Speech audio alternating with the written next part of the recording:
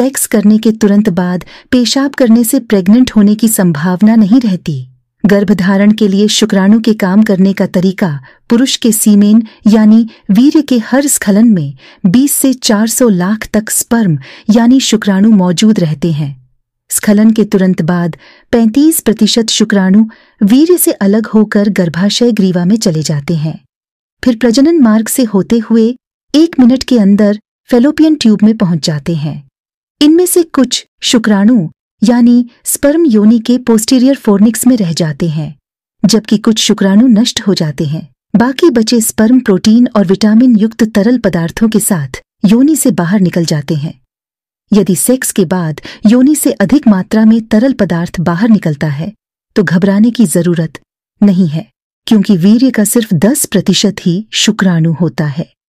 जब तक आप बिस्तर से मूत्र त्याग करने के लिए उठती हैं, तब तक शुक्राणु गर्भाशय ग्रीवा यानी सर्विक्स में प्रवेश कर चुका होता है। इसलिए सेक्स के बाद पेशाब करने से प्रेगनेंसी की संभावना पर कोई असर नहीं पड़ता है। गर्भधारण की संभावना बरकरार रहती है। यदि आप यूटीआई से पीड़ित हैं तो सेक्स के बाद यूरिन जरूर त्याग करें, अन्यथा निश्चिंत रहें। दोनों ही तरह से प्रेगनेंसी की संभावना बराबर होती है।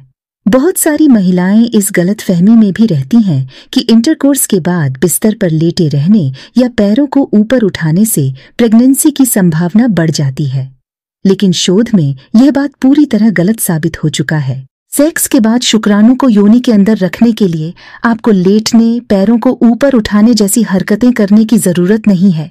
कई बार ऐसा भी होता है कि सेक्स के बाद बाथरूम न जाने पर भी वीर्य योनि से बाहर गिरने लगता है, लेकिन अच्छी बात यह है कि इससे भी प्रेगनेंसी की संभावना पर कोई असर नहीं पड़ता है।